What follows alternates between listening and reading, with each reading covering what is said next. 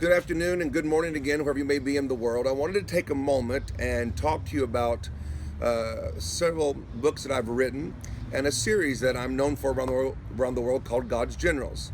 When I travel all over the world, the books I'm known for is the I Saw Heaven book and the God's Generals books are the ones they always talk about. But here's what they say. Oh, I've read your Generals book, and everybody talks about that Generals book. That's the first one I wrote. I've written 6 so far in the God's Generals series. So I want to take a moment today and talk to you about the different series and what they are. So if you like this one, you'll like the other ones. So this is the first one, the 12 Pentecostal leaders, where I write about Smith Wigglesworth, Catherine Kuhlman, Amy McPherson, William Seymour, Charles Parham, Mother Eder Dowie, Brother Brenham. And I tell you their life story, the good, bad, and the ugly. Somebody asked me one time, why do you write about their mistakes? Well, I guess you wouldn't like the Bible because the Bible does the same thing. You can look at someone's life and see the good things and the mistakes without being judgmental and just learn from them. And that's why I think these books are welcomed all over the world, because I give you the total story without being hostile, but so we can learn from them. So that is volume 1. Most of you have read that. If you haven't, you've got to go on my website or go to Amazon or go to a bookstore and order it today. It's God Journals, Why They Succeeded and Why Some Failed. Now, the second book that I wrote is called God's Journals, the brand name. Volume 2 is The Roaring Reformers. Now, these people are amazing, but the reason why some of you don't like them or don't know them is because they lived a long time ago. We talk here about John Knox, the great Scottish reformer, John Wycliffe, that translated the Bible into English and called the Morning Star of the Reformation. Then the famous one is Martin Luther. That is his Revelation, which I always say it's a half a verse, the just shall live by faith, changed the whole world. And this October 31st, this Halloween, is the 500th anniversary of Martin Luther's breakthrough with this half a verse called the just shall live by faith. So this Halloween, it's not Batman, it's not Wonder Woman, it's not, all those other characters we dress up as on Halloween and go get candy. Let's dress up like Martin Luther and his wife Kate and go around and get our candy and look like this. So you'll enjoy that volume 2, and I'm going to go through these others here.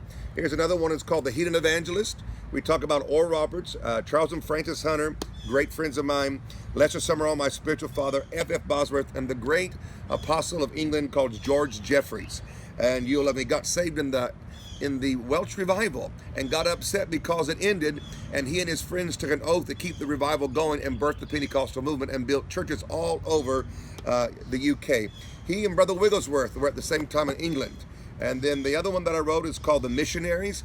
I wish I could take time to tell you all their stories, but this was another volume where I talk about David Livingstone, William Carey, David Brainerd, Amy Carmichael, Hudson Taylor, Goforth, and the Great Hawaiian Revival. Betsy Stockton and those great revival that happened in Hawaii. At one time in the early 1800s, the largest church of Protestantism in the world was not in Europe. It was not in America. It was in the Hawaiian Islands with over 10,000 people. Can you imagine being in a church of over 10,000 in the islands of Hawaii in the early 1800s? And then I did another one called The Revivalists. This is when we talk about Billy Graham, George Whitefield. He was cross-eyed. He was the cross-eyed preacher and led the Great Awakening in America. John Wesley, which was about 5'2". Charles Finney, the great lawyer that had the Second Great Awakening. Jonathan Edwards, America's first great theologian that defended the Great Revival. And then we talk about Peter Cartwright, which you probably don't know about him, but he's the guy that had a Bible in one hand and a pistol in the other. And as America was going west, he would travel as a Methodist circuit preacher, and he'd be preaching the gospel, and drunks would come in, or the Native Americans would come to attack them when they were out in the wilderness preaching to the few people. He would shoot his gun while he was preaching. So you'll love all those stories. And then the last one I just released is called God Journals, The Martyrs. I wrote this because of what happened in Libya on the coast when the Coptic Christians were beheaded by the ISIS people. I thought, we're back in the, like Nero time, we're back in the persecution days, and I realized that there are more people being persecuted today. That means they're being abused, jailed, or killed for their faith than any other time in world history. Let me say it like this. There's 2.2 billion Christians in the world. 76% of those people live in nations where there are laws passed against the expression of their Christian faith. So we that are in free countries like America and England and Europe should be proud enough and be inspired by these people to speak up for our faith. They died for their faith. may they inspire us to speak for our faith. So I wanted to take a moment.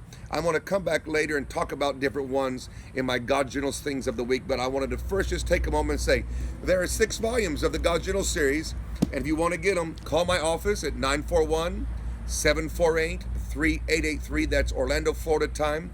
Or go to my website, robertslaridan.com. Or you can usually get them on Amazon. You can get them in most Christian bookstores and sometimes Barnes & Noble or Books A Million here in the States. And yes, we do have them in ebook form. So if you want to find them, you can go to our website and you can download. Sometimes it's cheaper for my friends overseas in Africa or parts of Asia just to download the book right there on your iPad or your phone, and you can get it that way, and there's no cost of shipping. Sometimes shipping the book costs more than the book. So I hope now you know there's 6 volumes, and before I'm done with them, there'll be 12. So if you like the first one, get the rest of them. Buy them for your friends for Christmas gifts and birthday gifts. People will love them. We'll talk to you again real soon. Have a great day.